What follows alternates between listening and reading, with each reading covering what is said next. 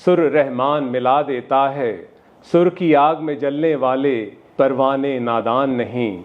जग में अगर संगीत ना होता, कोई किसी का मीत ना होता।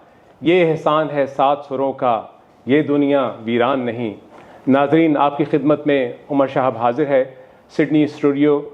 और रिसेंटली हमारे मुल्क में पाकिस्तान के एक अजीम फ़नकार, अजीम मौसीक़ार और अजीम गुलकार ने एक परफॉर्मेंस दी है। और वो अजीम फ़नकार और गुलकार हमारे स्टूडियो में मौजूद हैं। उनका नाम है आलमगीर। आलमगीर साहब, हम आपको सिडनी ऑस्ट्रेलिया में खुशामदीद कहते हैं। आप ये बताइए कि ऑस्ट्रेलिया कैसा लगा आपको? मुझे तो बहुत अच्छा लगा। पहले मेलबर्न गए। मेलबर्न बिल्कुल डिफरेंट है सिडनी से, थोड़ा सा। वहाँ मुझे बहुत अच्छा लगा कि यहाँ के लोग मुझे बहुत ज़्यादा फीलिंग के साथ लोग बात करते हैं।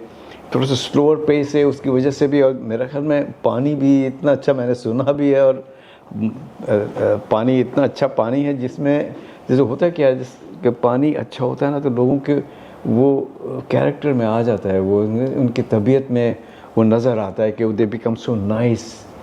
दिल से बात करते हैं लोग हैं। वो अमेरिका में नहीं है वो। अच्छा अच्छा अच्छा। तो ये आलमगीर साहब, आज का जो इंटरव्यू है, इंटरव्यू तो बहुत होते हैं, बड़े स्क्रिप्टेड होते हैं, प्लान्ड होते हैं, लेकिन आज हम बड़ी इनफॉर्मल आपसे बातें करेंगे और नाजरीन को हम कुछ ऐसी बातें बताना चाहेंगे और आलमगीर से पूछेंगे जो इससे पहले हमने नहीं सुनी। और आलमगीर साहब, सबसे पहले ये बताएं कि जब आपने अपनी इस करियर का आगाज़ किया, तो शुरू में जाहिर है कि अवाम को तो ये नज़र आता है कि एक अजीम गुलकार है और बहुत अच्छा गा रहा है, बहुत फेमस है, मिलियंस उसके फॉलोअर्स हैं, लेकिन लोगों को ये नहीं पता होता कि वो किस किस्म की मुश्किल हालात से गुजरा होता है। तो आप हमारे सामीन को ये बताएं कि जब आप कराची पहुँचे तो किस तरह से आपने अपने करियर का आगाज़ किया, किन मुश्किलात का आपने सामना किया? वाह, वही बहुत लंबी कहानी, लेकिन इसको मैं जितना शॉर्ट करके कह सकता हूँ कि मैं ढाका से कराची जाना था। कराची मेरा ट्रांजिशन पीरियड था कि यूनिवर्सिटी में मुझे 2 साल की यूनिवर्सिटी करके फिर अमेरिका जाना था पढ़ने के लिए। पता नहीं इंजीनियर बनना था या डॉक्टर बनना था।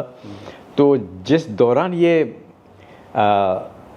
मेरा जो ट्रांजिशन पीरियड था उसमें एक ऐसा हादसा हुआ कि जिनके साथ मेरे रिश्तेदार के घर मुझे रहना था, फिर वहाँ से मुझे यूनिवर्सिटी जाना था, उनके घर जब गए देखा लॉक पड़ा हुआ है। अच्छा। तो मैंने नेबर से पूछा कि ये इन लोग कहाँ गए? कहते कि ये तो ढाका चले गए, हमेशा के लिए चले गए। Oh my God. फिर मैं किसी को नहीं जानता हूँ, कराची में अकेला। और उस ज़माने में 71 की बात है, ना कोई सेल फोन, ना कोई नो डिजिटल थिंग, नथिंग। सिर्फ टेलीग्राम है, वो भी आपको if you know the number के बैग ढाका में कोई नंबर हो तो फिर वो टेलीग्राम से होता है कितना दिन पहुंचता है, पता नहीं कितने दिन में पहुंचता है, all that. So I was stuck. मैं वॉक करता रहा एमलेसली कि मैं कहाँ कैसा फंस गया। जाते जाते वो झील पार्क तारिक रोड के पास वो झील पार्क नज़र आया। वहाँ पाम ट्री के नीचे मैं बैठ के, मेरे पास गिटार भी था, अच्छा, और एक हैचबैक, दैट्स इट। मैं बैठ के सोचने लगा ये मैंने क्या किया, ये अब मैं क्या करूं। तो सोचते सोचते मैंने सोचा कि अब जो है ना सर्वाइवल, मुझे ज़िंदा रहना है जी। ये दिस इज़ द टारगेट कि मुझे ज़िंदा रहना है। करते करते फिर जेल पार्क पे मैं सो गया। नेक्स्ट डे मैंने कहा अभी नौकरी ढूंढो, कोई भी रेस्टोरेंट में सर्व करो या कुछ भी, जो भी मिले करना शुरू। तो कोई नहीं मिल रहा है। दूसरा दिन अब सो रहा हूँ, वहीं सो रहा हूँ, भूखा है, कोई खाया भी नहीं। अमेजिंग। तो मैं थर्ड डे जाके मैंने जब एक होटल था, होटल का मैनेजर, मैंने कहा कि आपके इतना अच्छा लॉन है, यहाँ आप कुर्सी मेज़ रखें, मैं गिटार बजाऊँगा, गाना गाऊँगा, लोग आएंगे, खाना खाएंगे, आपका बिजनेस होगा। तो कहते ये तो अच्छा आइडिया है, वो कुछ सुना, ये बस नो कि मैं गा भी सकता हूँ कि नहीं।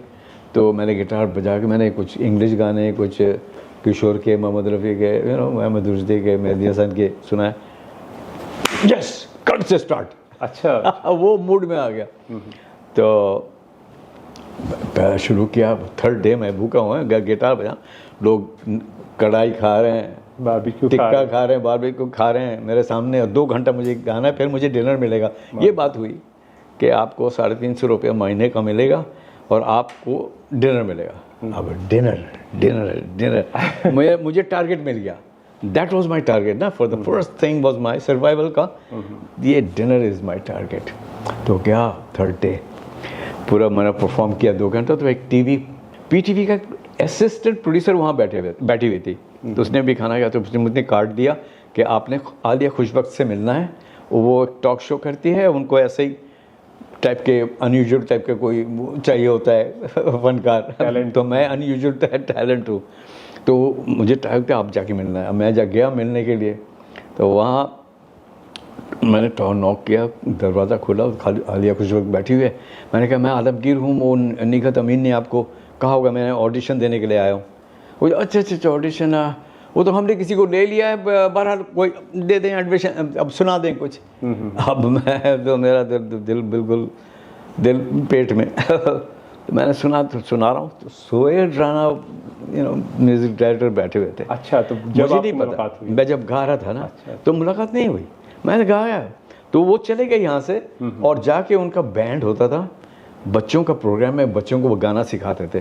तो उसी जो म्यूजिशियन थे बैंड के, उनको भेजा है कि जाके उसको बोलो मेरे से मिले। वो गाड़ी में बैठे हुए हैं, घर जाएंगे। तो मैं जाके गया गाड़ी के पास, तो कह देगा I like the way you play the guitar, so I have a band for the children's programme, will you play with the band? तो मैंने कहा sure, when I would love to do that. तो फिर मैं कहते 9 बजे आना है सुबह। तो फिर मैं जाके झील पार्क सो गया मैं। फिर नेक्स्ट डे गया, और वो तो शाम को वहाँ प्रोग्राम भी किया जो होटल में। तो फिर सुबह आया, फिर ऑडिशन देने, उसके सोहेल राना ने बुलाया। तो फिर उनको हर प्रोग्राम में ना, हर एक वीकली था वो, 2 गाने नए बनाने होते थे। तो जब नए गाने बना रहे थे, उस वक्त बनाया नहीं था, उन्होंने कहा कि यहीं बनाना है बच्चों के रिहर्सल में। तो वहाँ गए, तो मैं गिटार बजा रहा था, उन्होंने हारमोनियम लेके, हम तो गाना बन रहा था, तो बच्चे बहुत शोर मचा रहे, तो हम लोग दूसरे कमरे गए जहाँ कोई भी नहीं है। तो वहाँ जाके फिर मैंने जो ऐसा गिटार कॉर्ड में दिया ना, तो कोई जल्दी कंपोज हो गया। अच्छा। तो वो इतना खुश थे ना मेरा गिटार बजाने से। तो फिर वो बच्चों का प्रोग्राम स्टार्ट हुआ, मैं गिटार बजा रहा हूँ बैंड के साथ, तो मुझे पहला चेक मिलता है 114 रुपीज़ का।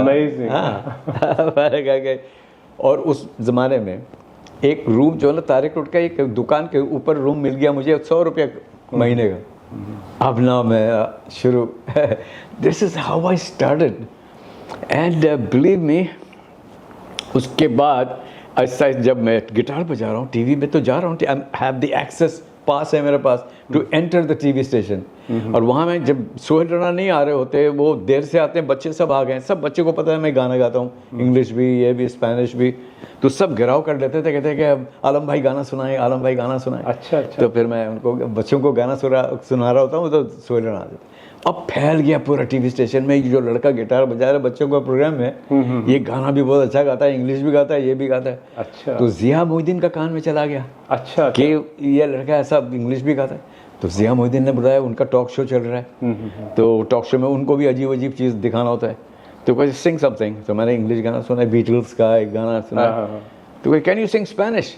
तो मैंने कहा you give me any language, I learn it and I sing it for you. हाँ, तो इसलिए ओके, वो घर से वो मंगाया रिकॉर्ड। उस वक्त तो कैसेट भी नहीं था, सीडी तो दूर की बात है, कैसेट भी नहीं, सिर्फ जो 45 RPM 78 RPM का जो रिकॉर्ड्स होते थे वो घर से मंगाया, मुझे सुनाया क्वांताना मेरा मुझे वो स्पेनिश गाना सुनाया, ये गा सकते हो? मैंने कहा गा दूंगा मैं, और मुझे दें रिकॉर्ड, मैं इसको सुन के मैं प्रैक्टिस कर लूँगा। मैंने प्रैक्टिस नेक्स्ट डे उनको सुनाया, गिटार बजा रहा हूँ और गा रहा हूँ, Yo soy un hombre sincero, es hombre de gracia en la alma. Yo soy un hombre sincero, pero le carece la palma. Antes de morir me quiero exar mis versos del alma. Guantanamera. और ज़िया मोहिद्दीन कहते हैं excellent,